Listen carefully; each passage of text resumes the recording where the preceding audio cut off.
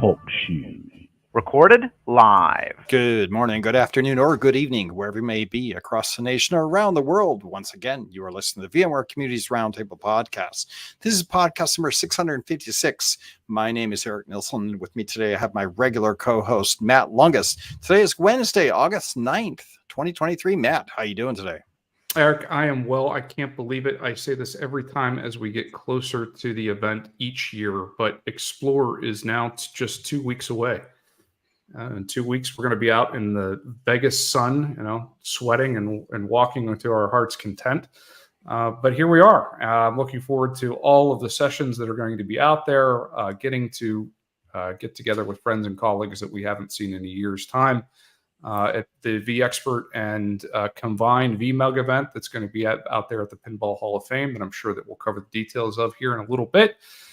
We have Britton Johnson with us today to cover all things NSX and threat detection out in the healthcare space. But before we get to all of that, sir, my favorite questions: how are you? How are things out on the West Coast? And most importantly, what is the color of the Bay?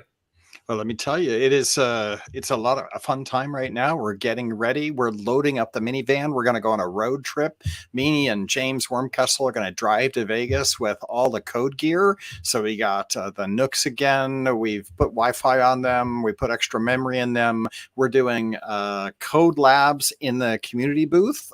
There's 30 slots. I think there's waiting lists room only now for those labs, but we're loading all that stuff up and taking it, and probably get yelled at by the union folks when we cart some stuff in and set that stuff up. But it should be a lot of fun. We are doing REST API programming with ChatGPT, and we're going to show you how to build your own plugin that can be uploaded into the ChatGPT engine that will then give your own custom answers. So if you want to say who is the greatest podcaster of ever, it'll come back Matt Lungeth, right? Because you can code in your own plugin and get your own answers, which should a lot of be fun. So I'm going to obviously default over there to Britton Johnson with GigaCast, but that's just my personal opinion. No, there you go. Everybody has their own personal opinion. Loading up the minivan, excited about all of that, getting everything prepped, ready for that. It is beautiful, sunny, not too hot in August for California. Beautiful light green bay, as always in August. It gets lighter and lighter. We don't really get turquoise blue, but we do get some nice lighter green through August with all the sun. With that, first thing I want to go to is touch base with Frankie Barragan. Apparently that's how you say his last name, but Frankie's on the community team. He runs the blog programs. Frankie, I'm going to ask you, because I heard you worked in Vegas at one point. What do people coming to Vegas for Explore this year have to worry about? Definitely the heat, right? Yeah, definitely the heat. It's that professional attire, right? You have to find a happy medium in between feeling good when you're outside and then also looking good when you're with the community and everybody else, right? That's definitely tough. But luckily, beautiful air conditioning is everywhere, so yeah, you're safe. But yeah, as soon as you step outside, it just hits you like a wave. But no, it's super close. It's super nice and easy to get around everywhere in Vegas. Right? You were there recently. You take the tram everywhere. Everything's walkable-ish. It's a little deceiving, but no, just looking forward to a great time. Nice. Well, I'm also there. You're going to be there. You're going to be running the blogger tables at the event, so everybody gets to see you. A lot of people know you from VMUG. You're very active up in the Seattle area, so it's great to have you on the team. First time you've actually got to see the sausage made, right, and actually come on the community podcast. So this is your first appearance, so congratulations to that. We'll flip over to Corey Romero. Corey, anything that we want to tell the experts before things shut down and we end up in Vegas? Yeah, just two things, Eric, I've got. Invites, if you signed up for the pre-VMware Explore early access opportunity for bloggers that went out last week, I did hear back yesterday that everyone who applied is going to be invited. So keep an eye out for those invites coming out soon. Also excited to see over 150 vExperts at VMware Explore in Las Vegas. So looking forward to that and joining everybody at the community party this year. Going to be excited. Yeah, nice. Yeah, Tuesday night community party. I know that VMUG sent out signups so we can get a sense of how many people from VMUG are actually going to come. I know 250 plus have already signed up, so I'm thinking that we'll have maybe 600 people at the Pinball Museum. We ordered 200 pizzas, pepperoni and cheese, and maybe some vegetarian. I'm not sure how that works, but I know we have 200 pizzas coming, and I know the VMUG is buying the alcohol, so we'll have alcohol, pizza, and quarters. So should have a good time on Tuesday night, 7 to 10 or 11, I think, something like that. So, if you haven't signed up and you're listening to this, you should go anyway and get yourself. And shout out to a couple people that reached out for badges. We did have a couple badges left, and a couple of people did reach out, and we gave away some extra badges too. So, always good to support the community. Absolutely. All right, Matt, I'll let you, well, I guess I'll kick it off. Britton, welcome to the show. I'll let you take it into the question and answer, Matt. But Britton, we always start with, who are you? How long have you worked in IT? How did you get where you are today? Why don't you give us a little bit of who you are? Your title, of course, is Britton Johnson, Staff Solutions Engineer at VMware. So why don't you give us a little 2-minute history of how you got here, and then we'll get into NSX.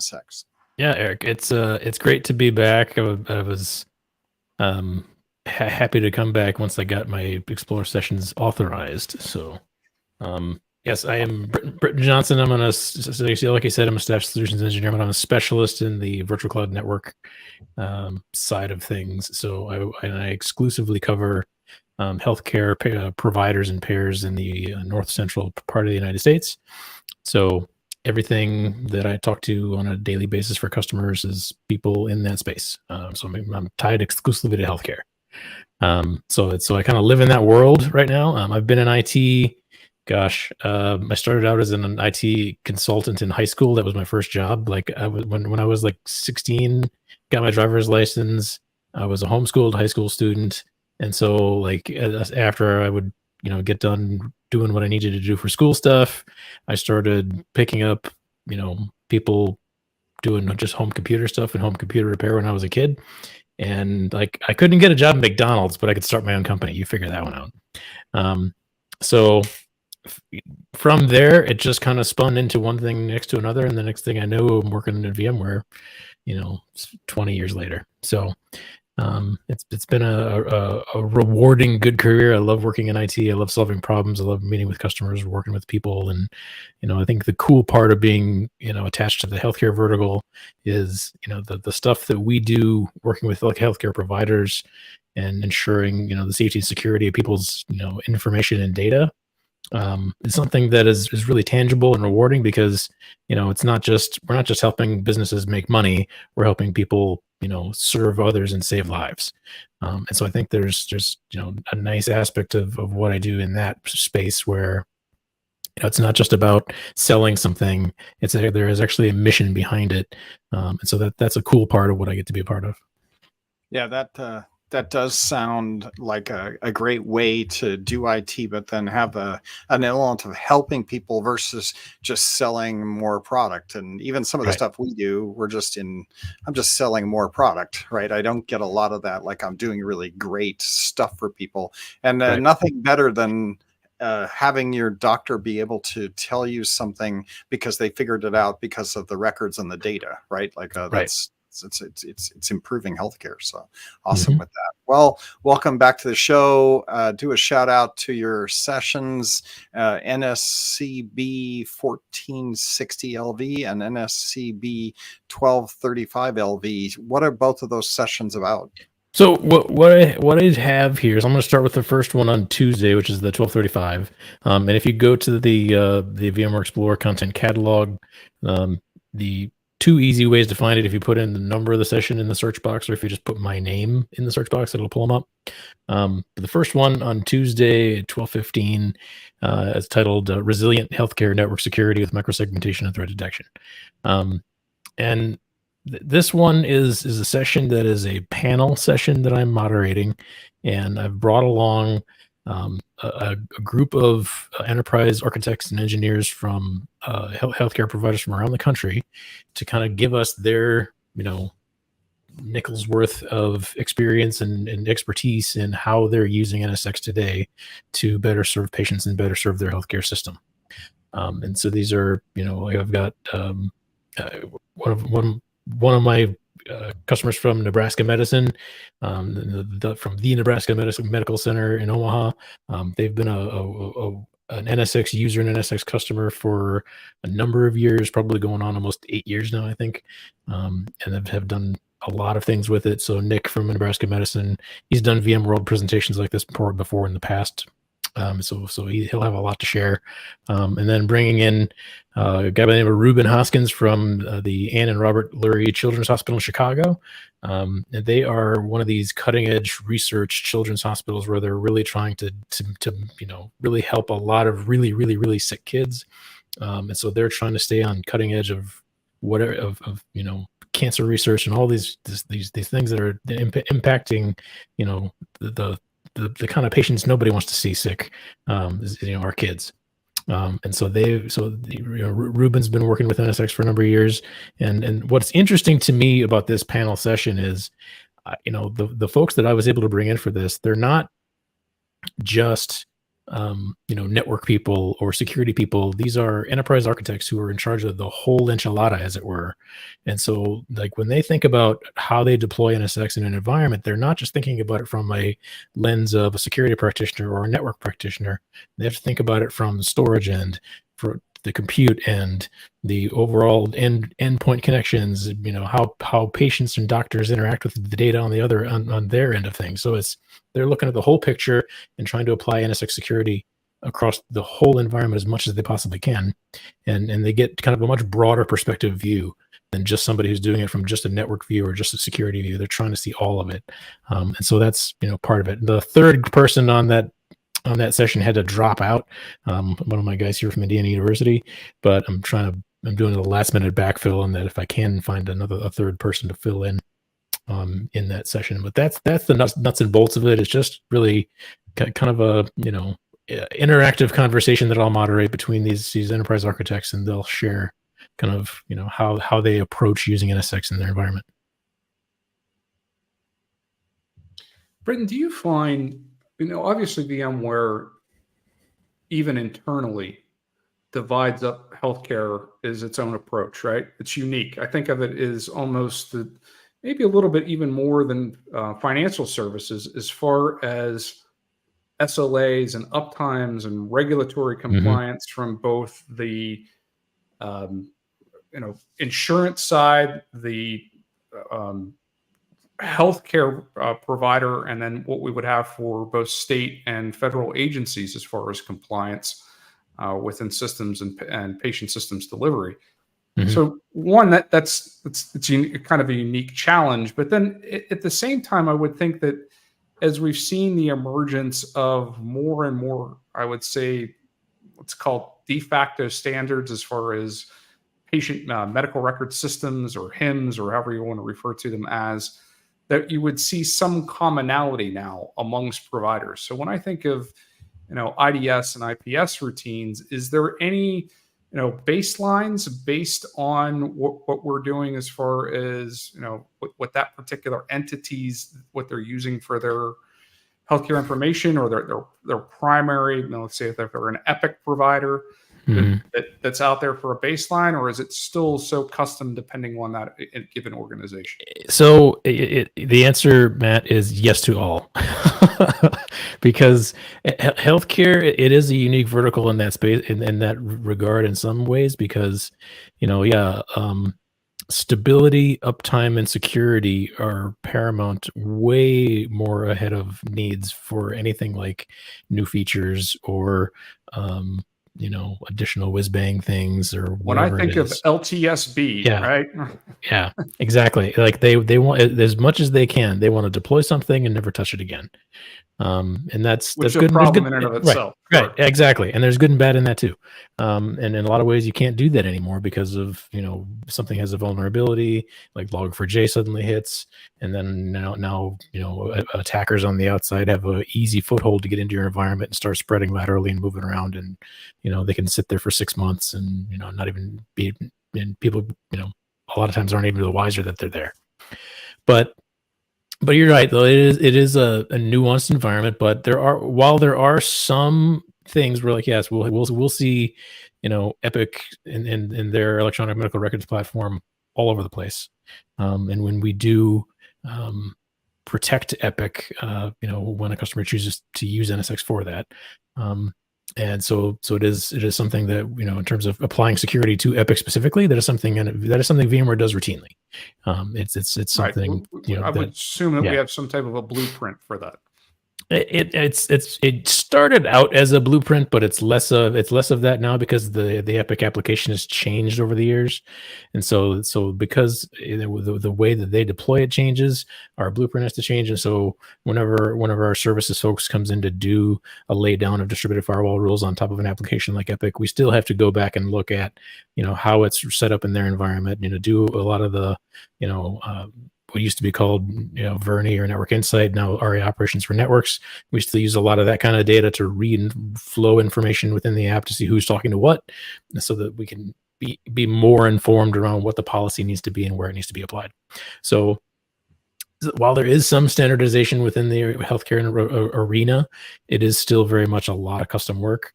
And the other thing that's factoring into a lot of healthcare providers these days is consolidation. Coming out of COVID, there's a lot of healthcare providers who, some of them came out really well financially, and some of them are proving to come out not so well financially. And so there's for M&A. Yeah. Yes. And so there's tons of merger and acquisition activity. And what that breeds then is a lot of providers will have one of everything. And so now you have to figure out how to secure one of everything. And so there's discussions and consolidations that brings in. And so a lot of the healthcare providers that I work with, that's really kind of an ongoing regular cycle, is figuring out what to do with tech debt, because mergers and acquisitions just breeds tech debt. So that's part of where the kind of the nicer track of what I try to provide for my customers is a means to deploy and consume NSX in their environment without changing anything. Like here's your NSX policy. Just put it on your workloads, turn it on, but don't change your network. Don't worry about standing up all these extra network overlay features and things that are great features for a lot of customers. But in healthcare, like, because of all these things that are happening, because of the abilities of changes within how they're doing things and mergers and acquisitions and all this other stuff, trying to keep just uptime, stability and security paramount just means really just applying security. And so that's the tack I take with most of them, and most of them tend to agree with that approach. So the BU is going to shoot me on this one, but I'm going to keep referring to it as Verni because, well, I love the name. When looking at this and not giving it too much away from your great session that's going to be out there to explore, but I would think that there is both a technical and business challenge as we are processing some of these reports as far as what application is talking to another application. In other words, that as the name implies, insights, as where it might have not been previously documented. And along with that, especially as you move up in the organization size and consolidation, sometimes it becomes very difficult in figuring out who that application owner is and who ultimately has responsibility for that. So how have these admins tackled that? How do you see these individual organizations when we go through to secure an application of that they may have not either A, had it documented, or B, realize that there's a vulnerability out there, or C, need to have some type of even change approval process to secure that app, and then mix all of that together? How do you see those enterprise architects tackling that challenge now that we're putting that information in front of them with a tool like Yeah. Kerning. It's not an easy it's not always an easy thing. But in large part, what we've come across with customers, like, so my customer here in Indiana University, they've been using Network Insight for going on like 6 years. And they have well over 400 applications defined in their deployment. And this is typical for healthcare providers, where they'll have hundreds and hundreds and hundreds of applications, because somebody at some point will deploy something, they'll put some data in it, and then it has to live forever. Business units within a hospital, right? Yeah, exactly. Radiology, radiation oncology, right. They all have their own individual apps and back-end support systems. And all of that stuff has to have security wrapped around it somewhere. And so, it's just kind of a function of the business, really. Like that's the business side of healthcare provider networks, is just maintaining infrastructure for that stuff. And so Network Insight, or RE operations for networks, as we call it now, it's most useful in providing kind of that layer of visibility across to see who is talking to what, and where you can just say, okay, this really shouldn't be there. I've done POCs with it, where suddenly a customer will see a workload in their network talking to an outbound server somewhere that they don't know why it's doing that. And, like it's talking to some, server IP address in Russia or in South Korea or China, North Korea, or wherever. Throw a trap alert that this is unusual traffic. Sure. Right. Yeah. And then so we see weird stuff like that pop up all the time. And most of the time it turns out to be nothing. It's just something that just happens on networks. But a lot of times we've seen, not in my patch specifically, but other areas around the country, we've seen this, where Network Insight has legitimately flagged a breach. And so it's one of these things of, like, while you're learning about your network, and while you're especially doing security planning, having Network Insight or our operations for networks, sit on top of it and give you that holistic view of the physical network infrastructure that it plugs into, the virtual infrastructure that it plugs into, your firewalls both at the edge and NSX, and giving you that kind of entire top-down view, so you can literally see everything that's happening within your network. That can ultimately help the enterprise architect make informed decisions about where they want to put stuff and what needs to happen where, because without that, it's really difficult to do. And we're trying to, in the NSBU, we're trying to flip it into another area, where to do even more detailed microsegmentation, security planning, and policy recommendations and things like that. That's where we're starting to talk more about this thing called NSX intelligence. And NSX intelligence is kind of pivoting into the spot where Verni was in terms of doing distributed firewall recommendations, where the way intelligence does things, it's sitting inside the hypervisor. We're applying policy specific to the VMs it's themselves, and we can actually look at what those workloads are doing at the hypervisor layer, and push that policy directly into NSX, as it is, and that way we can have your security people do a little bit of verification and make sure that what it is allowing is valid. But in the end, it kind of gets you 95% of the way there, so that it's really just a slightly easier transition for customers to turn some of these things on. And there's checks and balances within the tool itself to see and make sure the rules are getting hit where they're supposed to be getting hit and all that good stuff. But for these kind of old applications like we're talking about, where the team who deployed it is 10 years on, or nobody's there anymore, and so there's just key keepers who just going to keep these applications running, and nobody knows how it was initially built. Tools like RE operations for networks and NSX intelligence are really kind of the only way to ensure to build a holistic security strategy for those things, because when there's no manual that tells you what the app is supposed to do, and there's no person who knows what it's there anymore, you only have the data from the historical exactly data that's out there. You can only do what you can do, and you can only do things with the data you have in front of you, and that's ultimately what our tools are trying to give you. With that, do you see with features like network intelligence, it allowing the customer to go down the further of the microsegmentation path or for microsegmentation adoption, or is there, let's call it a middle ground as far as microsegmentation? What's your been experience with healthcare customers as it comes to microsegmentation adoption? So this will be a good pivot into the other session that I'm doing. So the second session is with a customer, Unity Point Health from Iowa. This is session NSCB 1460 LV. This is on Wednesday afternoon at 12:45. The team at Unity Point, I worked with them on the front end of their deployment and saw them through with our services team, and really kind of after they had kind of really got the flywheel of securing their applications going, I saw what they were doing, and I'm like, okay, these guys have it down. And they've really got a good method for turning the stuff around and getting security policy enabled in their environment. So I'm like, this could be an explore session. And sure enough, it got picked.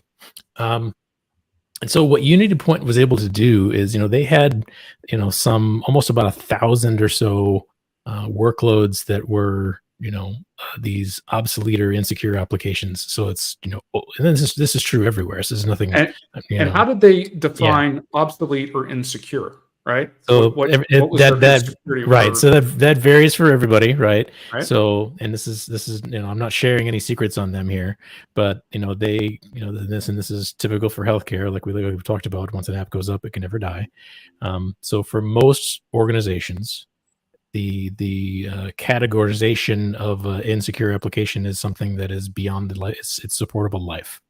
So, a old Windows operating system is probably the majority of them, where they're like, Windows 2003, 2008, 2012, anything that Microsoft has deemed out of support and they're no longer providing patches for, but it's providing enough infrastructure to the application that they can't just remove it or replace it or upgrade it. So it's one of these kind of, walking the knife edge thing where they have to decide, do we exfiltrate the data that we need to keep out and put it somewhere else, or do we keep this thing going as it is for as long as we have to, and then eventually we can turn it off someday? So its own internal ICU, right? Yeah, pretty much. We put it on life support. Yep. And so that was their big drivers. They had this huge pile of legacy applications that they needed to keep running, but they wanted to make sure it was safe in their environment. So we worked with them to develop a secure methodology for them to, a place within their organization to put all these apps, wrap NSX around them, and then on top of that, wrap on top of it our advanced threat prevention suite of services. So IDS, IPS, and then later on they'll get the network traffic analysis and all the network detection and response features. All the last line stuff that we acquired was as that was getting rolled into the product, they were going to start deploying that later. So that's phase 2 for them.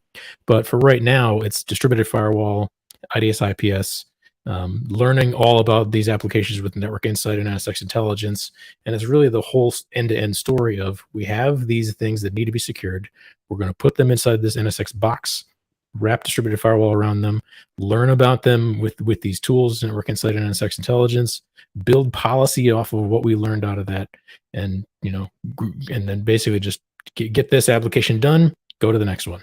And within about a year, they've gone through and done pretty much their whole environment of all these old applications and gotten it done. Two engineers figured this out. 2 engineers, that's over 100 apps a month. It's not 100 VMs or maybe that's about 1,000 VMs. Maybe I don't know the full number of apps. It's probably about 40 to 60 apps total in a year. So I mean, it's not. Still, it's a lot of work for sure. And again, these guys are enterprise engineers. They're not network and security people. They are, they take care of the whole vSphere environment. So they're looking again from the top-down view, and they really kind of felt like they needed to own NSX, and this should be something that is within their wheelhouse of taking care of and managing. And really just, I think it speaks to the usability of the product that we've got, again, folks who aren't network and security dedicated career people doing this kind of advanced stuff. This is core infrastructure. Right. Sure. And they for sure work with the InfoSec team that they have, but It's a matter of the ownership of the product still comes down to this team, and what they're doing with it. And so they've really, produced a really nice repeatable framework for this. And so the whole idea for this session on Wednesday is letting them tell their story. So, I'm gonna get like 2 minutes in the front end, and really just to kind of talk about healthcare and security, and then they'll get the next 40 minutes of the session to really just talk through what they're doing and move on through it. So it's going to be both of these sessions I'm really excited about. I think they're going to be really well received. I'm seeing the registrations so far hovering between like 30 and 40 people. So hopefully we can get some more people in there. But this is, and my real hope for both of these is that even if you're not a healthcare customer, if you come to one of these sessions, that you can come away with the ammunition you need to take back to your boss to say, hey, these, critical care healthcare providers are doing this stuff. If they can do it in the environments that they're doing it in, where people's lives are at stake, surely anybody else who wants to deploy NSX can figure out a way to do it.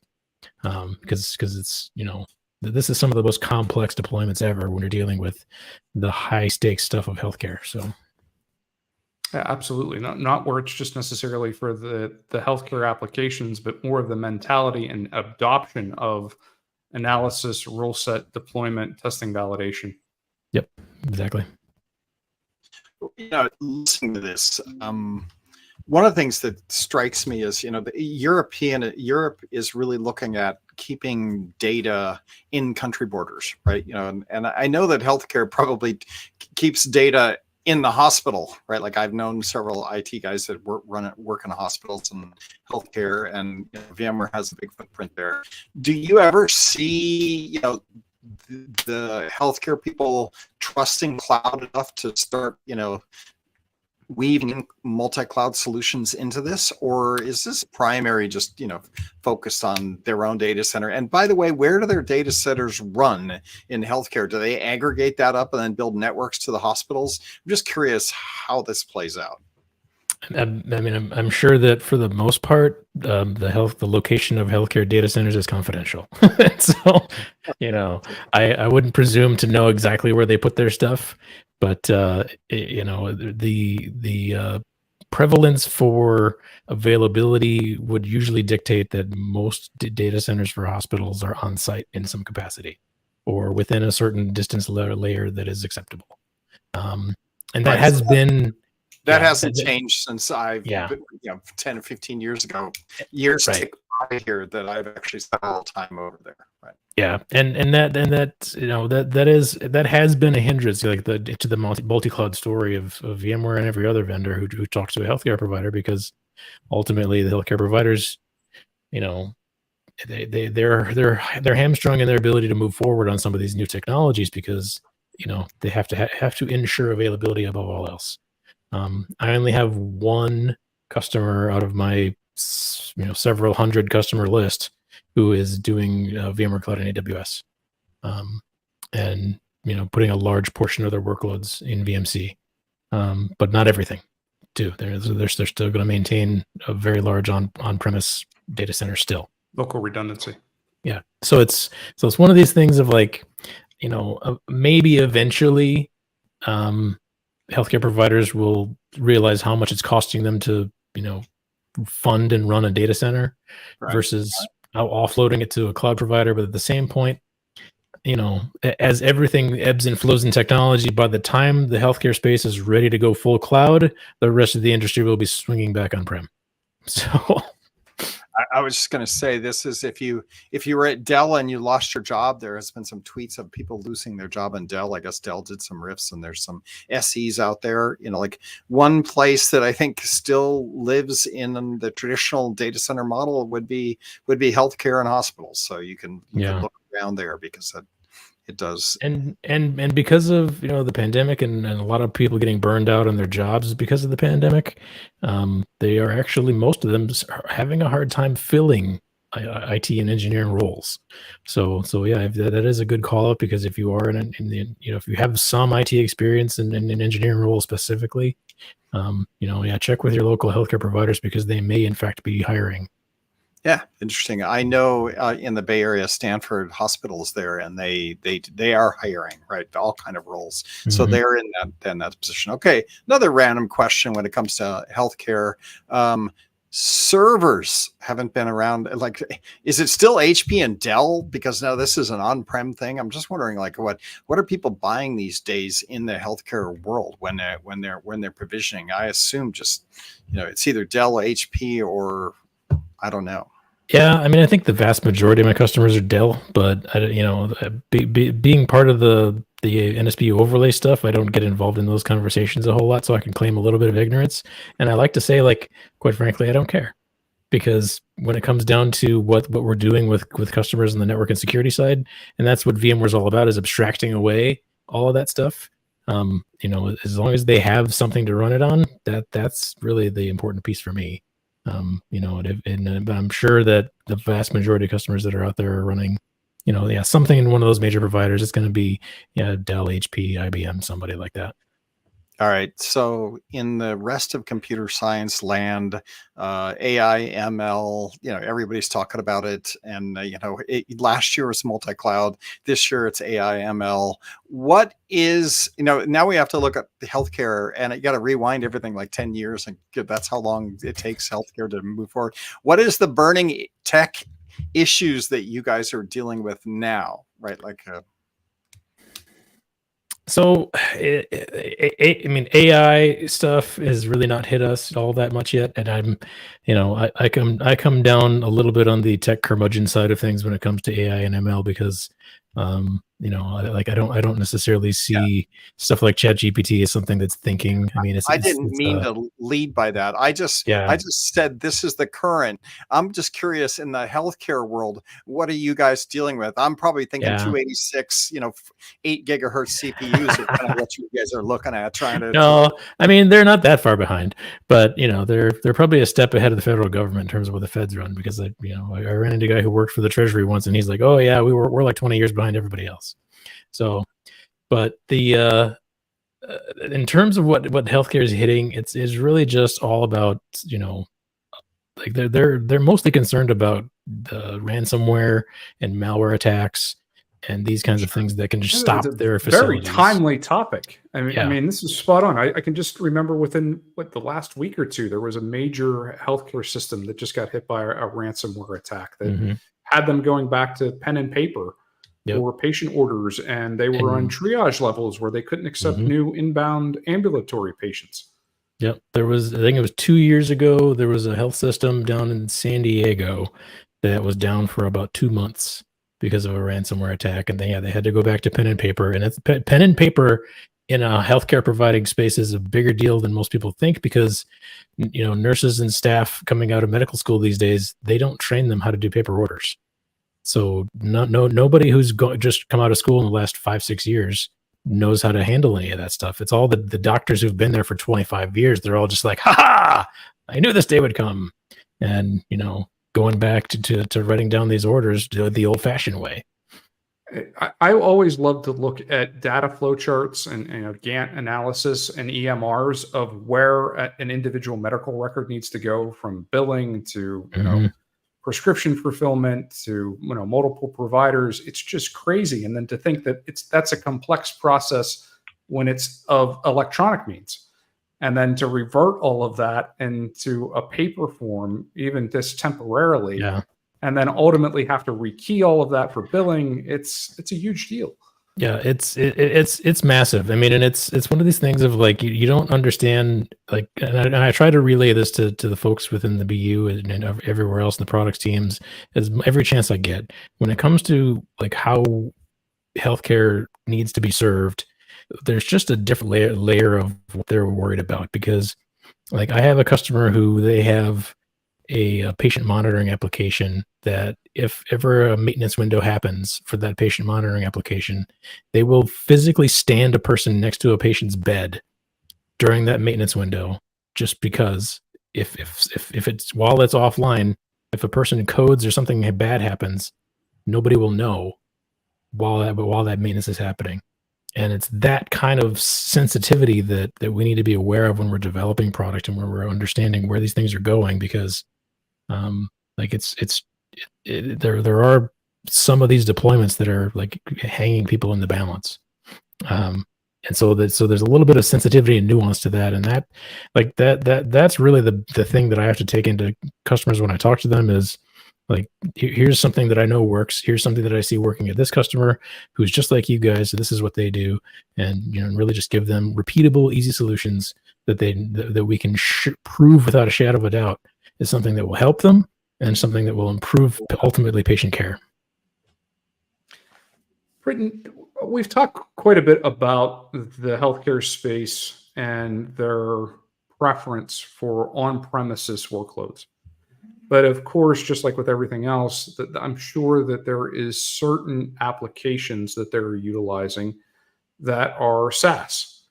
So how does NSX or the whole entire suite, product portfolio suite, fit into that adoption model, as limited as it might be right now within healthcare?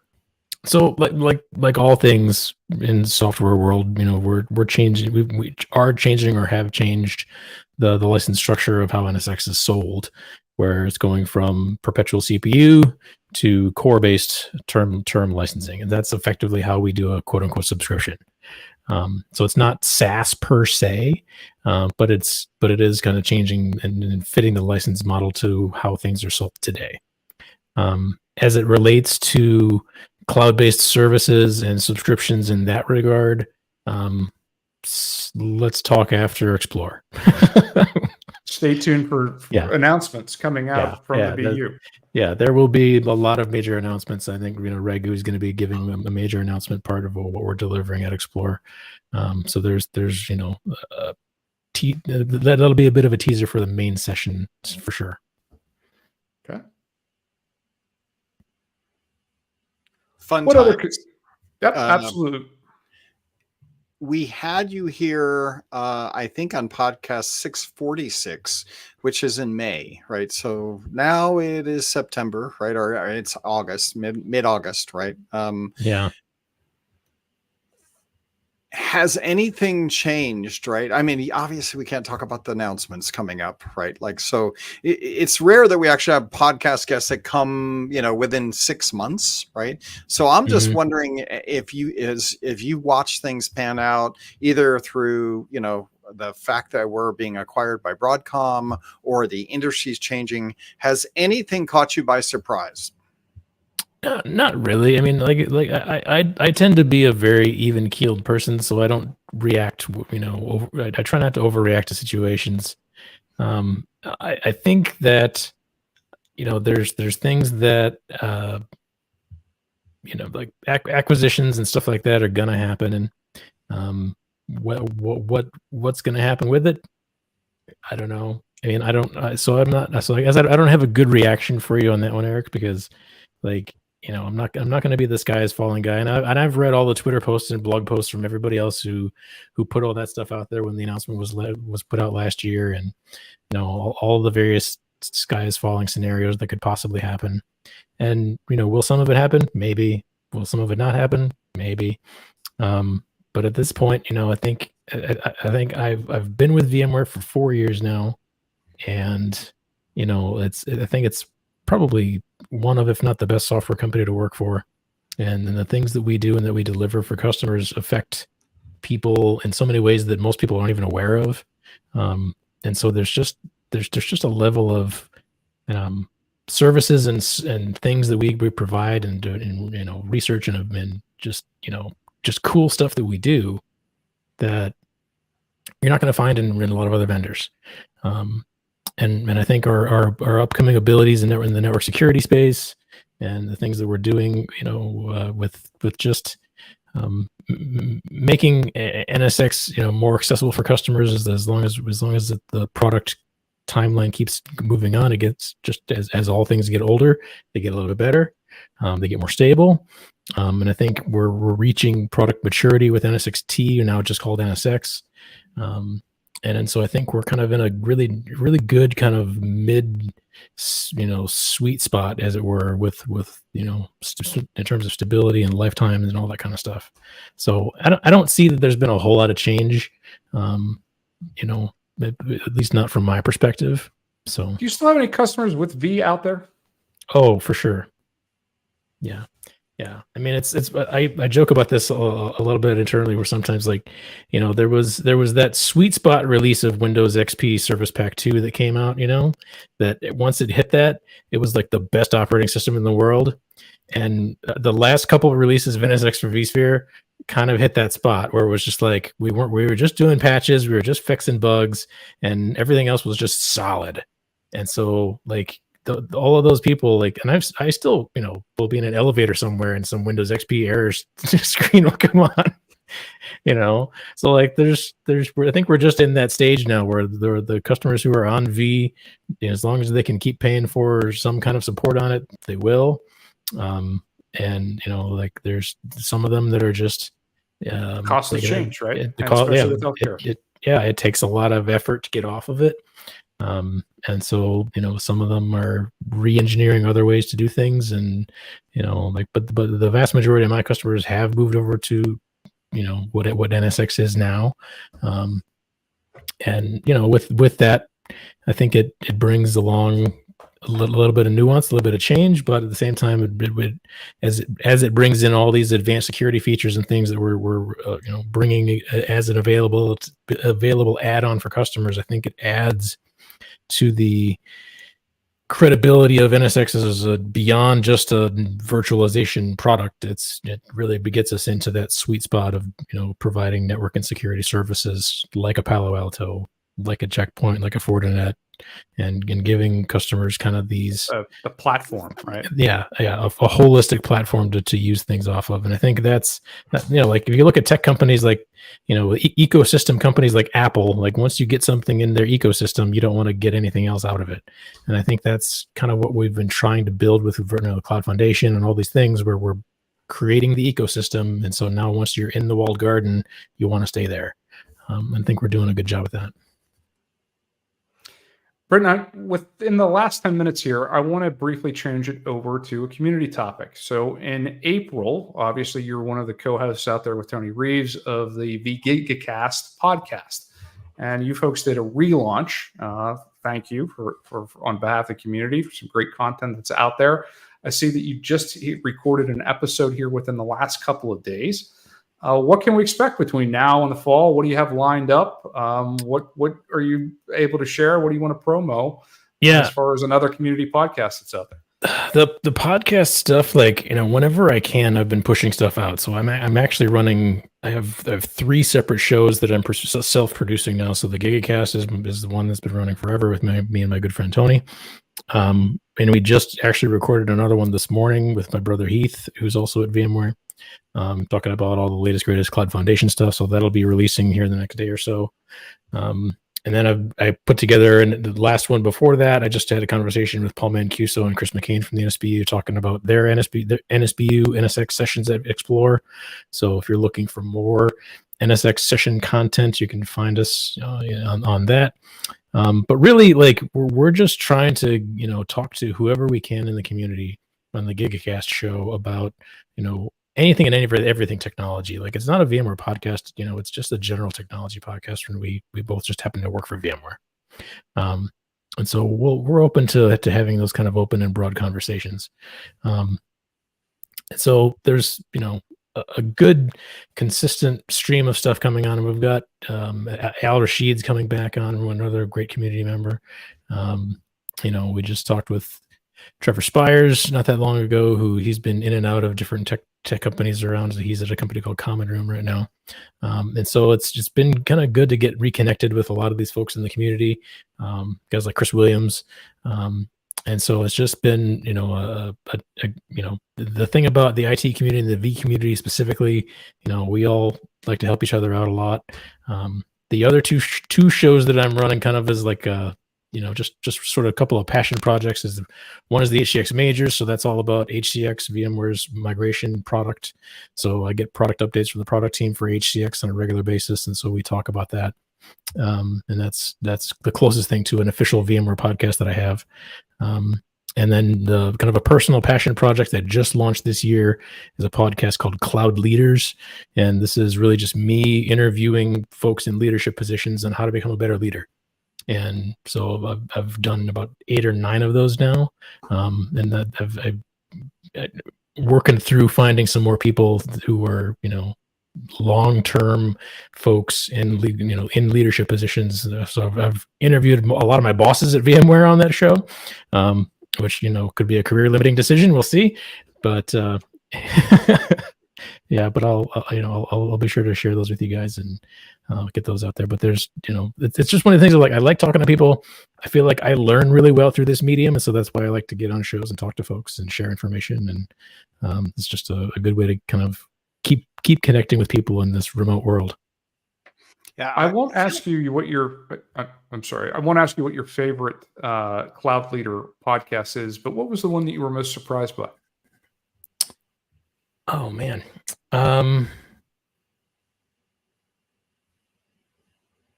don't know that I've been super surprised by them, but one of the guys who is this is the second episode I did with our networking security sales leader, Kirk Adams, in the NSBU. He's one of these guys. He's a hard charger. He's built like Thor. He's huge. Rides his bike everywhere. But this guy, like, he legit is just reading just business book after business book after business book, like one a week, and like you start talking to leaders like him and these guys who like load up on all this information, and you get on their leadership calls and you're like, oh, that's where all that comes from.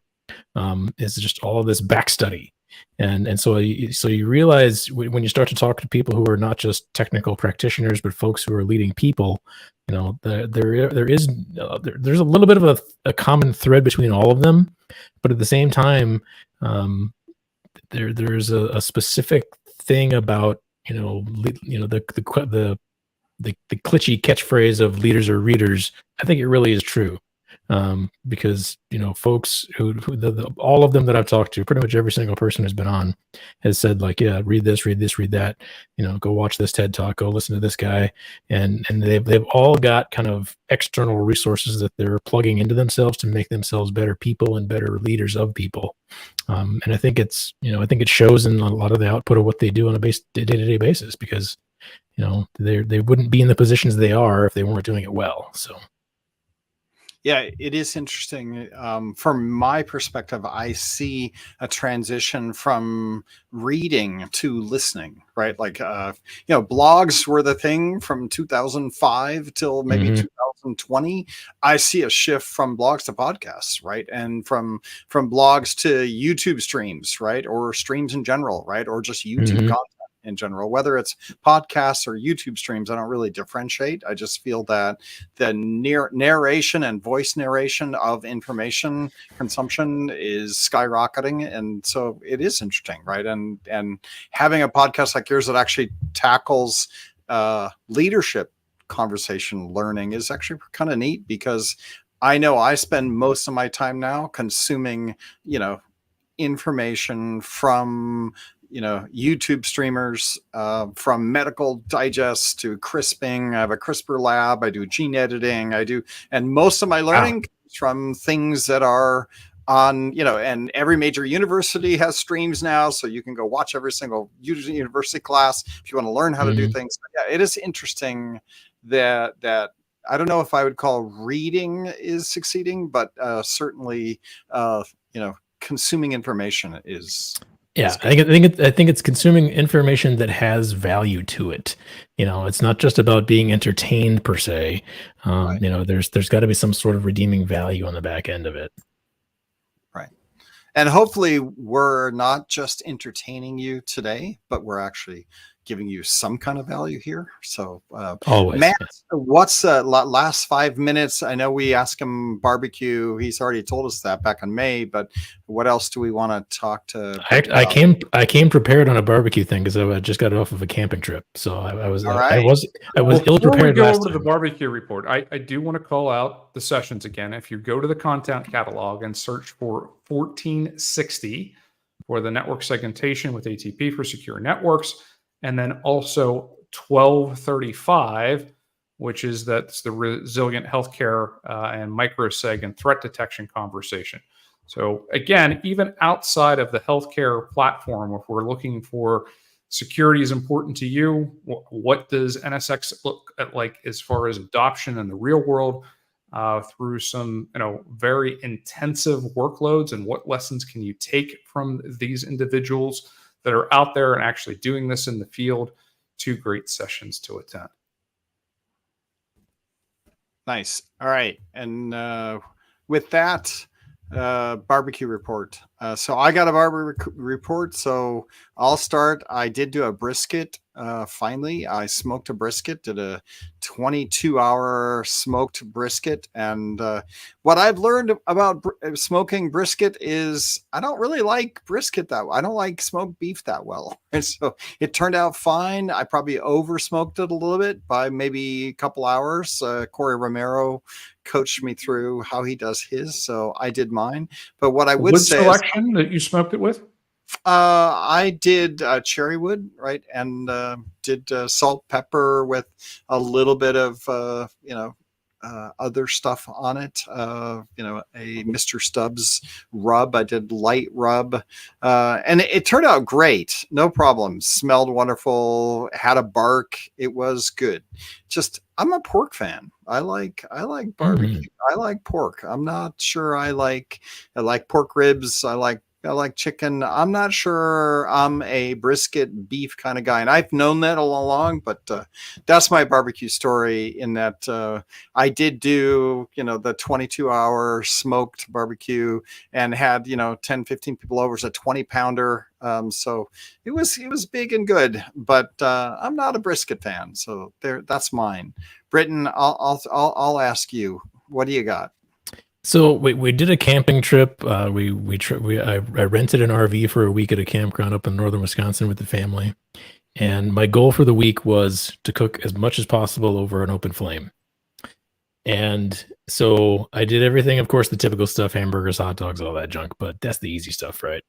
So the probably the coup de grace, the main thing was these cast iron skillet campfire pizzas, where I made the dough, fresh myself, let it sit and rise, cut it all up. And if you make it the crust thin enough, you can fry it up, on a cast iron skillet over a fire, put your toppings on. It actually all melts. It works.